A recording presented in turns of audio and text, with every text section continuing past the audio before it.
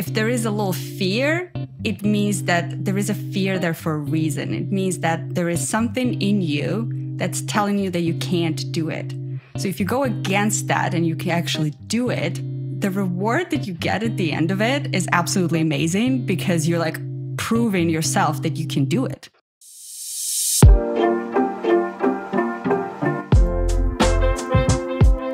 Hi everyone, and welcome to episode number 49 of the Immigrant Life podcast, where we share stories of people who left their country to chase a better life. And through these stories, you can find ideas, resources, and motivation to do the same. I'm Daniel DeBiase, and my guest this week is Zara, who is originally from Armenia, but moved to Ukraine when she was only 1. Right after she finished university, Zara decided to leave Ukraine and try something different. This meant going to study in Canada, where she then started a successful career in marketing. But despite her career going really well, she wasn't fulfilled. That's when she decided to pursue coaching and launch The Great Move, a platform to help women who live abroad overcome obstacles and achieve their goals. This episode started as usual with Zara's story on how she moved to Canada, but then we touched a topic that both of us seems to be very passionate about, helping others overcome challenges. Zara and I share some useful tips, resources and exercises to help you build a better mindset and get you ready for the great move. Before moving to my conversation with Zara, if you like what we do, please consider leaving a review on Apple Podcasts or Podchaser. It really makes a big difference with the algorithm, so this podcast can be discovered by others. It motivates us to keep doing our best to help you and others move into a new country. And now, without further ado, please enjoy my conversation with Zara. Hi Zara, thanks for being on the show. Thanks for having me. It's my pleasure. So Zara, do you want to start maybe saying to the listener, where are you originally from? Yeah, sure. So I'm originally from Armenia, but I grew up in Ukraine. And then about 8 years ago, I moved to Canada. So here I am now. And for the listeners that, like me, they're not very good with geography, can you explain where the Armenia is? I have to check on the map. I can't lie. All good. So Armenia is part of the Middle East, if you think about it that way. And then Ukraine is a part of Eastern Europe. So I grew up in Ukraine, meaning I absorbed a lot of Eastern European culture. But because my parents are Armenians, we preserved a lot of Armenian culture as well. So it's a combination of both. And now that I moved to North America, I've got a third culture in. So it's a really mix of three that are working together quite well. Because the other day when we spoke, you told me that you moved from Armenia to Ukraine when you were like pretty young. I think it was like 1 or 2. Yeah, I was 1 year old. I can't even say if I moved or my parents moved me at that point. Probably the second one. Yeah. Yeah, I think it was a good thing that my parents have done for me to move me to another country. And I've lived in an immigrant family, so I know the challenges that they've gone through and all the good and all the bad that comes with moving to another country. So when I had to make my decision to move, I already was sort of prepared for it from a mindset perspective, like I knew what to expect. Okay, I want to go back to that later, but I'm kind of like intrigued because you told me that even though you moved to Ukraine when you were like pretty young, you probably don't even remember Armenia, but you feel like Armenia is still your mother country. Why is that? It's certainly my motherland because my parents have done a great job at preserving the traditions and making sure that I grow up going to Armenia as many times as I can. So I would spend my summers in there and I would spend a lot of time with Armenian friends that I would get from Armenia or in Ukraine. I think it goes back to how I feel in a certain environment. When I'm in an Armenian environment, I feel more alive. I feel like that's me. I feel like it speaks to my core. Versus in Ukraine, it feels like something that I acquired over the years that I lived there. So the feeling is not as strong as I'm in Armenian culture. That's interesting. And why your parents moved from Armenia to Ukraine, if I can ask?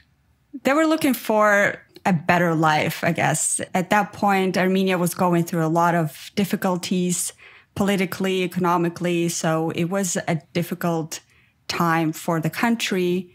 And because my parents already had 2 children, me and my brother, it was just the right decision from a perspective of where do we move so then our parents and our kids have a better opportunities. So it was more of a practical choice rather than emotionally driven choice. Because even Ukraine at that time, it was just like a going through after the Soviet Union. Even Ukraine was in like in that much better situation. In comparison to Armenia, they were still better. Okay. So I guess my parents had to choose between two evils. And Ukraine just happened to be also the country who was open for immigrants at that point. And they were accepting people from all over the Soviet Union, post-Soviet Union at that time. So it was a good choice, I think, for my parents just to make that move. And there was also no language barrier, right, for them, because it was all Russian. It was easier transitioning. Okay, makes sense. And back to your story of how you left Ukraine to move to Canada. What age did you decide to leave Ukraine? I moved from Ukraine when I was 21, so quite young, right after I graduated from university. And I had thoughts about moving to somewhere else when I was, I would say, 16, 17. And then it just took me some time to figure out what country do I want to move to, what do I want to do there, and how does the process work, because I wanted to go to study. So I had to do a bit of a research in the universities on the quality of life, on possibilities of maybe moving to another country after. So it's been a lot of research for me. And at the age of 21, I was ready to go. And was that part of because it didn't really feel like Ukraine was your home, so you could go anywhere and trying to find another place that you can call home? Was that part of the reason, or just like try something different? I would say it was part of the reason, but there was a bigger reason for me to move. When I was 19, actually, I went to London, UK, to study English. And that was the first time in my life where I was exposed to so many different cultures at once, right? We had an English school, so people from all over the world would come to learn English in London. And I loved that environment. Like, I found myself thriving in that environment. I loved talking to people, learning about new cultures, learning what they eat, how they speak, their traditions. And I almost became like addicted to this cultural mix that I absolutely adored. So when I came back to Ukraine, I was also lucky in Ukraine. I was studying for bachelor's in linguistics. So I was learning languages from a more scientific perspective. And when you learn languages, it's really important to understand the culture behind the language.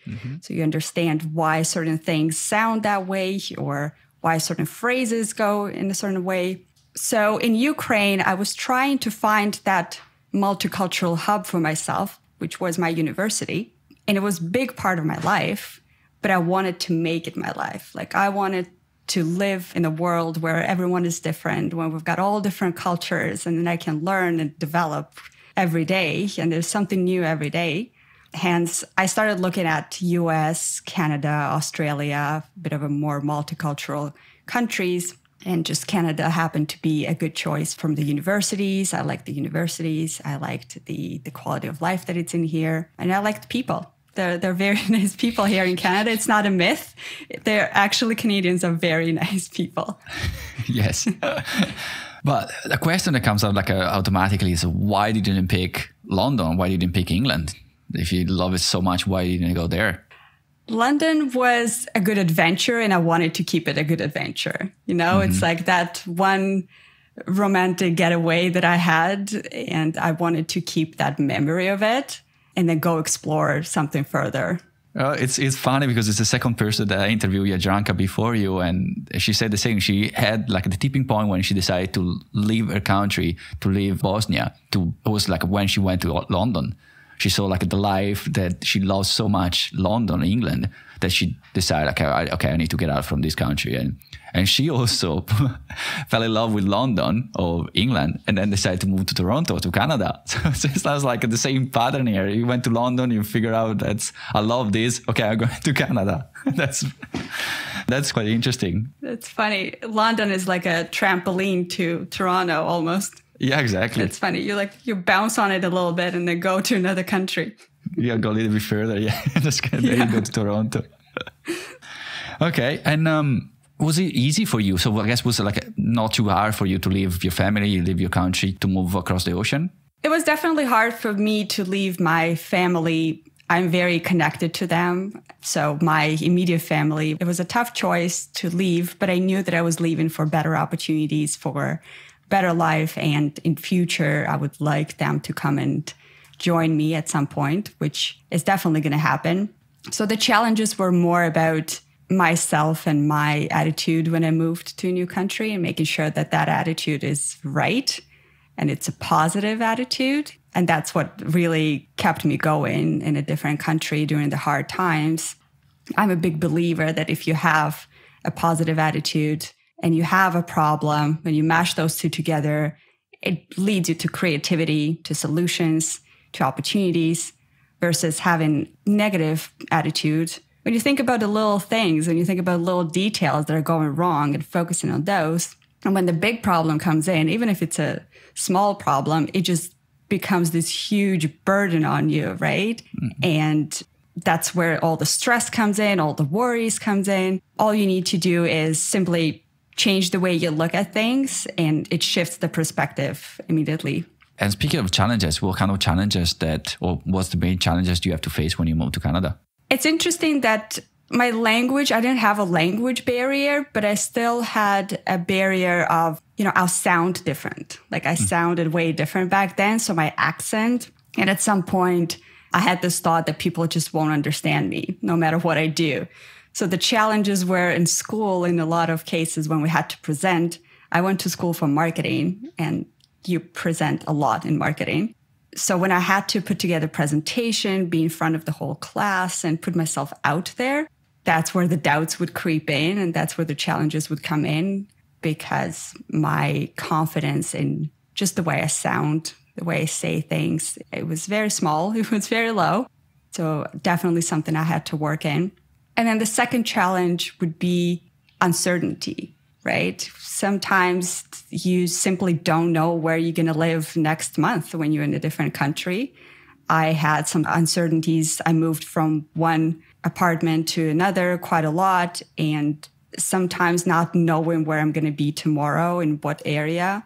That uncertainty was definitely something that I had to, again, learn to live with, and know that even though tomorrow is not as certain as it could be back home, there is enough skills and enough strength in me to figure it out eventually.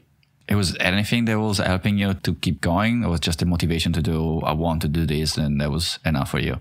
It was me connecting to my reason why I moved, right? So it was more about, I moved for a certain reason. I moved because I had very strong calling to move to a country that has multiple cultures and develop and learn and grow there. So I had to sort of remind myself of that why. And that what kept me going. It was my Northern Star. And in the difficult times when things are not working out, I was tapping into those emotions that I had when I first moved to a new country. That excitement, that like fascination with everything around you. You're like a tourist the first couple of months, right? Yeah. And then it hits you. Then the problems and the challenges hit you. And that's when it's important to remind yourself that you were at that spot once when you wanted this so badly, when you put yourself outside of your comfort zone, when you came to this country and you had this excitement in yourself. So it's about going back to those times and reliving those emotions that are going to keep you going in the hard times. Yeah. I think one of the trick I used to use, or just to remind myself what I was doing, was just reminding myself where I was. Sometimes you fell into the normal routine and you don't really see the difference between your past life to your normal life. Your new life becomes just a life. You don't really see the difference.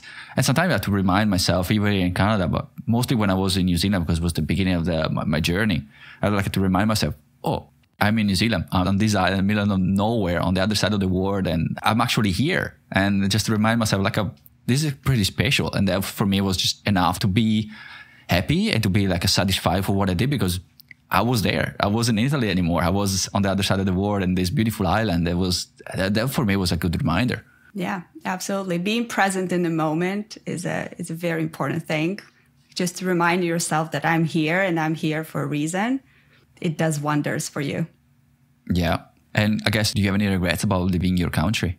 No, I wouldn't say I have any regrets. I generally don't want to think about regrets, and I don't want to think of something that if it didn't work out, I don't want to think of it as a regret. I want to think of it as a learning opportunity for myself. So if there was something that I could learn from this move, it's that really the challenges come your way, and it's really up to you, the way that you handle those challenges. And depending on the way you handle those challenges, it can be or perfect and work out perfectly, or it can be even harder than it was at the beginning. Mm-hmm. And going back to your move to Canada, how did you do it? How did you manage to move to Canada?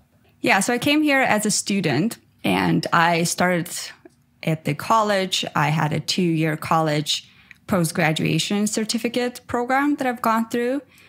And after that, in Canada, when you study for 2 years and then you have at least a year of work experience in the industry that you've studied for, then you can apply for express entry or the immigration process. That goes through another year. So it really took me 2 years to get my education. And then it's 1 year of work experience and then another year of going through all the paperwork. So within 4.5 years, I was able to immigrate through education and the work. So was it like the process wasn't really too complicated? Was it like a pretty straightforward? It is. I would say it's pretty straightforward. All the information is on the websites, and it's really just about filling out the forms. Really, it's really about doing the paperwork. The process itself is pretty straightforward. Because that's what I usually hear, that like moving abroad, moving to a new country, especially Canada as a student, even though it's much more expensive, but it's easier because, as you said, you get a qualification, you get a diploma or a qualification in Canada, you gain Canadian experience, and that's usually when you get like a work permit and you graduate, they will automatically give you a work permit. Is that right? Yes, you get a work permit for at least 2 years, I think. I don't know if you're comfortable talking about, but how expensive was to study in Canada? I would say in comparison to US, for example, it's a much more affordable option. So you can probably get away with, for 2 years, I would say around $20,000. You can probably get away with that if you're studying in a college, right? If you're going to the university and getting your master's or getting your bachelor's, that's obviously a different story. And it's much more expensive thing to do. But colleges are affordable, and they do give you good knowledge and they give you good skills to start working right away. So it's not just the theoretical part of it. It's a lot of it is practical skills that you take and you can apply to your work right away. So it preps you real good for the work. And were you allowed to work while you were studying? Yes, you can do part-time jobs. And I did actually when I studied. I highly recommend it to anyone because it starts building your resume. Right? So obviously I came to Canada with a pretty blank resume, and even having one line in there, even if it's a part-time job, as long as it has Canadian experience to it, it will be more welcomed when you're going into and finding a full-time job. Yeah, that's perfect. And now you recently started being a coach and trying to help other immigrants. Do you want to maybe tell the listeners, what do you do? So I've became I started as a life coach. And then I realized that I have all this great knowledge in the coaching and all these great tools that I could have used when I moved to Canada and when I was an immigrant. And I realized that all those things could have helped me back then to make better decisions, to be in a better headspace, and to achieve much more than I did. Because of that, I wanted to share that knowledge with immigrants and expats and people who travel around the world, people who have those changes and they go through changes. It's an uncertain times. It's definitely challenging times when you move to another country. So I made it my life's mission to become that partner for people who move to another country, become that support when they need it. When I moved, I actually have gone through an interesting process of sort of discovering myself as I was working through in marketing industry. I started at what I thought back then was my dream job in advertising. And then 5 years later, I found myself being absolutely unhappy and unfulfilled with the life that I have. Even though I had a successful career in marketing, right? I would get promotions every year or so. So it was moving along real well. What was not happening for me is that fulfillment from the work that I do. And the reason why I got into marketing is because I came to another country and that just seemed like a good option from everything that was offered in the colleges. So I got into it without truly understanding what I really want, what I'm truly destined to do, what my purpose was, what I really, really want to do. And because of that, even though I was progressing in career, even though I had those promotions coming in, I never felt like my life was well-rounded and it was absolutely happy, to the point that I got into a very bad headspace where I needed to get out of the corporate world and take a journey of soul searching. And that's what led me to coaching. When I started discovering myself again, started to learn what brings me joy, what sparks that interest and opportunities in my life for me. And I came into coaching, and I always thought that, there might be somewhere out there an immigrant like me who just got into routine and sort of lost her true self in it. Because when we move to another country, we're in a survival mode. We got to go. We got to do. Mm-hmm. And we don't pause sometimes to think about what is the right thing for us to do. So I help immigrants now to take that pause, to really raise that self-awareness about who you are as a person, what your purpose is.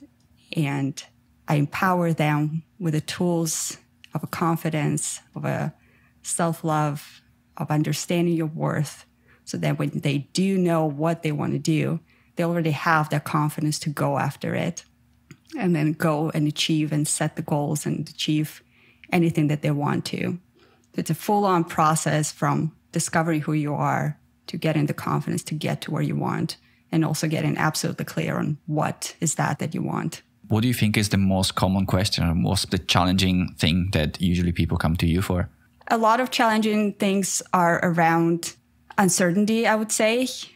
I find that people focus on the things that they don't want in their life. They focus on, the apartment they don't want to live in. They focus on the job they don't want to live in. They focus on all things that are holding them back from living the life that they want. The question that they're not asking themselves is like, okay, then what do I want then? So the opposite, the flip side of the coin. Mm-hmm. And because there's so much stuck in what they don't want, your life and your energy flows into that aspect of what you don't want. So it amplifies even further and further. When we work together, we shift that thinking from what you don't want, focus on what you want. Focus on the goals, focus on what excites you. And it gives them the new meaning to their life. It opens up the opportunities, it opens up the new ways of thinking about the life. And that's when the creativity starts flowing in, and that's when they unleash that potential that they had inside of them all this time, but it was sort of blocked because of all the negative self-talk and all the, I don't want this. Okay, well, what do you want really? I mean, correct me if I'm wrong, but is that maybe because they live in their country because that's not the life they want to live? So they start from the point where I know what I don't want. You move to a new country, you'll feel like you got problem with self-confidence because maybe you don't speak the language, the culture is different, so you don't feel good enough, you don't feel like you're fitting in. In my case, I felt like I was stupid because I couldn't speak the language, so I felt stupid. So you start already from a point where you know what you don't want, you know that you're not good enough, or at least you feel like you're not good enough, you feel like stupid. So how do you overcome all of that? So feeling not good enough and feeling sometimes stupid and awkward in some situations, right? Because I had the same thoughts and feelings when I moved. The best thing to do is to reframe the situation that you're in.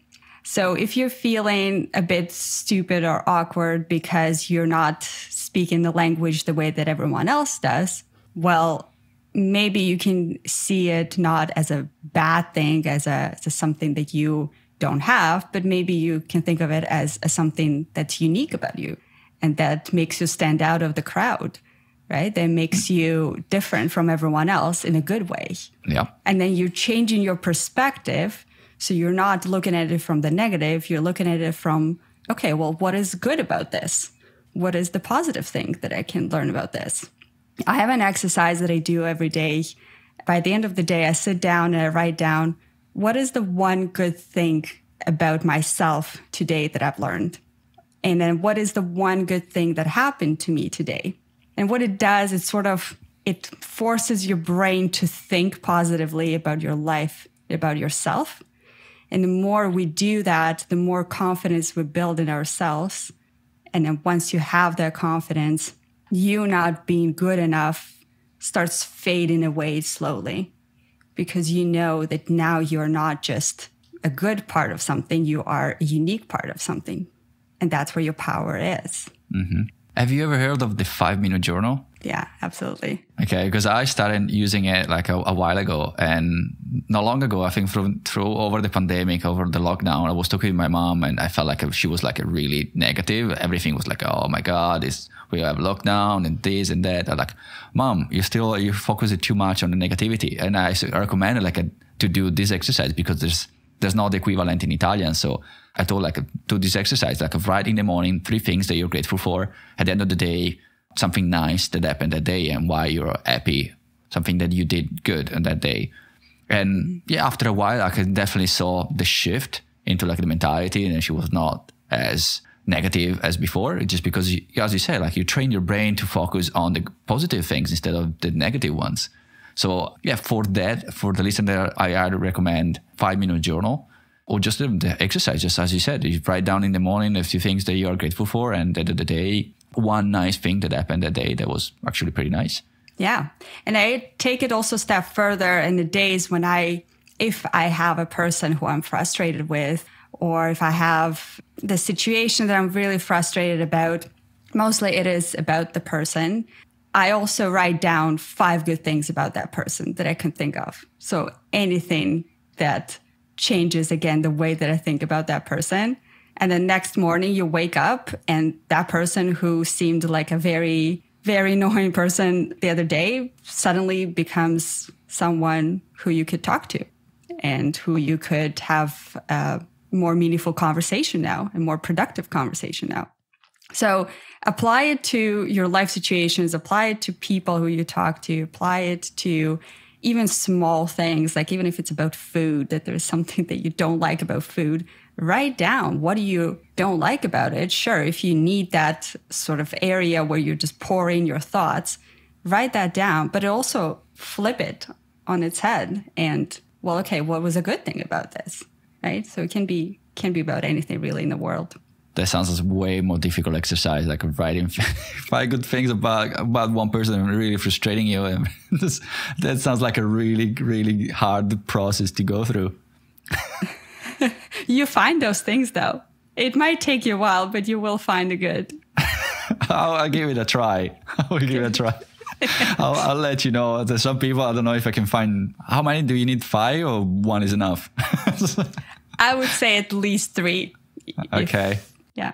Okay, I will give that a try. I don't know how well it can go. One question I'd like to ask you. I don't know if you were in your coaching career, do you find a pattern on what's the main thing that usually stops people from pulling the plug and leaving their country? Fear's the first thing that comes to my mind. And fear of failure is the biggest one that shows up in a lot of cases. Fear of not being accepted, of being, again, different in a bad way. When we talk about fear of being judged by other people, so it all really comes down to, what if I move to another country and I don't succeed? And then on top of that, people are also going to judge me for my accent, for the way I look, for the way I speak. So there are all those limiting beliefs that we have in our head that are holding us back. Because truly, we don't know if we move to another country, we don't know if people are going to judge us or not. Mm-hmm. That might not even happen. But because we created the story in our head and we think that that's going to happen, it makes that fear even bigger and bigger. So if you do push yourself to move in another country, eventually You carry that fear with you. And now you're here. And because you're still closed up, you can't find friends. You can't find a partner in life. You're not doing as good at school if you were a bit more open about it. So I think it's definitely fear of not being accepted, fear of failure, and fear of being judged by someone. And all those things come down to really one strong belief of I am enough and I've always been enough. I've been enough in my country. I've been enough in the different environments, which means I will be enough when I move to another country, even if I am different. And I will always be enough continuing from there. And that's actually a good mantra to almost put on a wall, or I know that people sometimes write down on their mirror because that's where you look at yourself every day. So you'll see it whether you want it or not. And that small reminder that I am enough, I've always been enough, and I will always be enough no matter what happens around me. It gives you that sense of, it grounds you. It gives you understanding that your core values and who you are as a person, it won't change. It gives you more confidence in yourself again.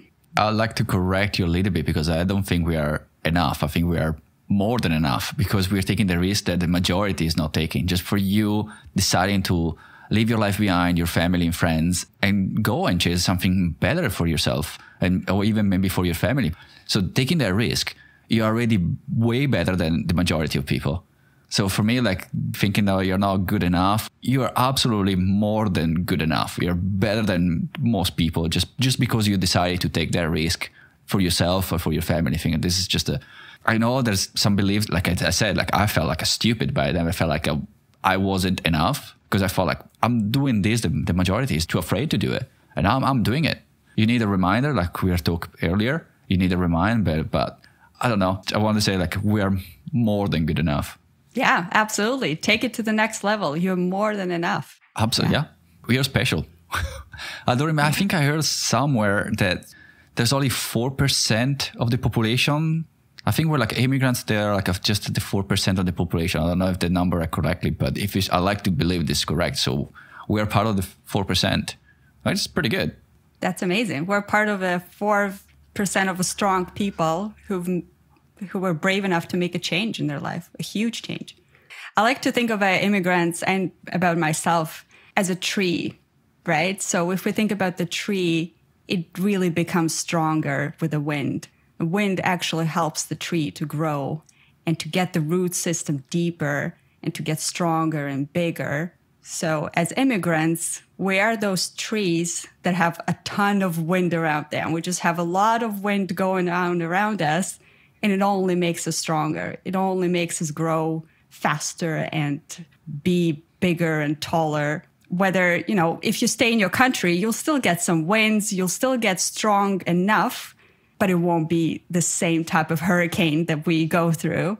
And that hurricane makes us 100% stronger and builds the skills that you never even thought about building when you were back home, right? It opens the horizon. But even part of yourself that you didn't know you have, and just personality-wise, I think I changed a lot since I got here in Canada and even since I left Italy. You change so much just because you go through like a different experiences and just opens up a new opportunity that you didn't even know that existed. Like for me, like I even do this podcast, I would even imagine if it was like in another country, in another situation, I would even decide to launch this podcast and do what I'm doing. So there's like so many quotes, like you say, you use the example of the tree. But there's another quote, like the most famous one, what doesn't kill you makes you stronger, right? And there's another one that I really like is a smooth sea never made a good sailor. There are so many, but if you think about in every situation, if you don't overcome the challenges, you don't have any challenge in your life, you're not growing. Yeah, absolutely. The question that I encourage people to ask themselves when they're sort of on the doubt if they should move, when they have all those fears creeping up, I ask them, well, what do you lose if you don't move? What are you giving up in your life if you don't make this change now? And the list, it goes into a very long list of things of course, I'm going to lose my freedom. I'm going to lose my independence. I'm going to lose all those great things that I could achieve outside of my country. It gives them that courage to take that step. It also shows them all the beautiful things that are happening on the other side of the world and all that they can achieve that they're not achieving today, being at home, being in a comfortable situation and holding on to those fears. And do you think it's more powerful focusing on the negative part of your current life or focusing on the positive things of the new life that you're chasing of? I think we're in a state of I'm scared and I'm stuck. I think we get into our shell. And in order to crack open that shell, we need to think of what we're going to lose, because that creates that leverage that you can then use to build that positive momentum. And then you start focusing on the good. But in order for us to break out of our shell and understand that if this move doesn't happen today, my life 5 years from now is going to be exactly the same as it is today. And if I want to change my life today, it means that there's something not working in it, right? So it's a thought-provoking question that you can ask yourself. If you are in that negative self-talk when you can't find anything positive around it, then you say, okay, well, what am I going to lose? I was asking that question just because I was curious, because for me it works the focusing on the negative side, and that's what fueled me when I left Italy. It was just for me the fear of what I have to lose, or let's put it in that way. I left Italy not because I was courage, but because I was afraid. And that was my reason why I left. Not because, yes, I was chasing bigger dreams and all of that, but what really fueled me to make the decision was the fear, pretty much, to stay in Italy, more than chasing a better life. That was the main fuel for me. That's why I was asking that question. I was curious about. Interesting. Yeah, it definitely, whatever fuels you, I would say, in the majority of the cases, I would say that people come from the fear place, right? Like you said, they're running away from what they don't want. Mm-hmm. And that's the first step that you take. And then once you're here, you got to make that shift 360 or 180, I guess, to get into a place that now you're thinking about what I want. Because in some situation can be something that happened in your life that make you, realize that, okay, I need to make a change. Sometimes it's like, probably the most clear example, which is completely off topic, but even quit smoking. You're not quit smoking because, I want to have a better health or I feel better. I want to have go running for longer. Usually it's I got lung cancer, or the doctor says that if you don't stop, you're going to be, you get something really bad. And that's usually what motivates people from quit smoking. It's not really, want to get fit. It's not enough motivation for you to stop and make the change, right? So even the country can be the same thing. Even for me, I think I got to the point where, okay, I need to change something. And that's for me was fear of, if I don't make a changes, this is going to be my life for the rest of my life. Yeah, exactly. If you don't change your life, then who would, right? Absolutely. Do you have any more advice? I mean, we already gave us so many advice for people that wants to move abroad. They are not sure if they're doing or not, but do you have any more advice for people that maybe wants to move to Canada? I would say for me, things like positive attitude, positive mindset, like we talked about, and then also the ability to just be open-minded in the things of, if it's something that you've never tried in your life, if it's something that scares you a bit when you're in Canada or in a different country, any country, then just go for it. If there is a little fear, it means that there is a fear there for a reason. It means that there is something in you that's telling you that you can't do it. So if you go against that and you can actually do it, the reward that you get at the end of it is absolutely amazing, because you're proving yourself that you can do it, right? It can be a small thing. It doesn't have to be a big thing. In my case, for example, I never learned how to ride a bike when I was in Ukraine, when I was a kid. So I came to Canada and I had to learn how to ride a bike. Well, I wanted to, but it was very scary for me. And every time I would think about learning it, it would make me panic. I was sweating. It was that scary for me. And I did it anyways. I got a bike. One day you take a deep breath, and I count usually from 5 to 0. I take a deep breath, 5, 4, 3, 2, 1, go. And you just do it. It gets your brain in a position where it doesn't have a choice at that point, right? I got on the bike. I started riding the bike. And then again, you're looking for the destination where you get into, where you want to get to. as opposed to like in my case, it was a wall, right? Like when I was training, I was sort of in like between the walls. I was right in between the walls. And if I'm looking at that wall, obviously it amplifies my fear because I'm thinking, oh my gosh, I'm going to go crash against that wall now. But if I'm looking at the end of the tunnel, at the end of that street, it gives me motivation to go there. And I'm just like paddling. So I'd say the biggest piece of advice, in addition to everything we talked about, is if you feel that there is something there that you have a calling to do, but there's this like fear or some feeling in your body that pulls you away from it, do it. And you're never going to regret it. 5, 4, 3, 2, 1, go. I love that. I love it, even the example of the bike, that is so true. If pointing to the wall, you're going to hit the wall. If you're pointing like towards like at the end, you're going to go to that direction. Exactly where you're pointing, where you're focusing your sight, so you're focusing your perspective, that's exactly where you're going to go on a bike. It's so true. It's so true. Yeah. In coaching, we say where focus goes, energy flows. So if you're focusing on the wall, your energy and all your effort is going to go towards that wall. And it goes the same in any area of our life, right? No, absolutely. I love that. And I want to close with one of the quotes that for me usually helps me when I'm in the situation. As you said, you want to make a change, you have that fear. And the quote I usually go back to is, everything you want is outside of your comfort zone. So if you feel like something scares you, so you have to go outside of your comfort zone, helps me to believe that everything I want is exactly in that spot. So I can't achieve what I want staying in the same situation. So you have to, when you feel that kind of fear, it's a good sign. It's a sign that you have to go for it to achieve what you want in life. That's something that I always I go back to and reminds me when I'm afraid, when I'm scared, or I'm like, okay, that means that I have to go in that way because everything I want is exactly outside of my comfort zone. Yeah, absolutely. You use that fear, right? You use that fear to power you, to give that fuel to go ahead and do it. I think of it as also as like a dance with the fear. If we can dance with the fear if we want to. We can make it work for us if we want to, but we can also let it lead us, or we can, just like in a dance, you can lead or you can be led by someone. So if you take your fear and you start leading it towards something, then it leads you to something that you never thought you could achieve, and it pushes you outside of your comfort zone. Nothing good happens in your comfort zone. So in order for magic to happen, you got to push yourself. Absolutely, 100%. Awesome. Where people can find you if who wants to get in touch with you, ask you more questions, or get in touch with you in general, where people can find you? They can find me on Instagram. So The Great Move is the community that I'm building. So the.great.move.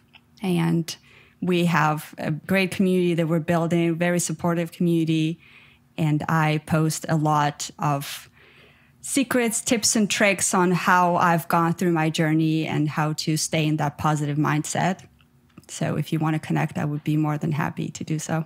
Sweet. And everything, as usual, will be in the show notes for the people that can find you more easily. So thank you so much, Zara, for taking the time, share your story and share your knowledge with the listeners. Really appreciate it. Yeah, thank you for having me. This was an amazing conversation. Thank you. Thank you for doing that. Awesome. Thank you so much. Thank you so much for tuning in this week. You can find all the links and resources mentioned in this episode in the show notes by visiting emigrantlife.com/episode 49. In the show notes, you also find the instruction on how to receive the template I use for the 5-minute journal, in case you want to try yourself. And if you enjoyed this episode and want to support the show, you can share this episode with your friends, and you can leave us a review on Apple Podcasts or Podchaser.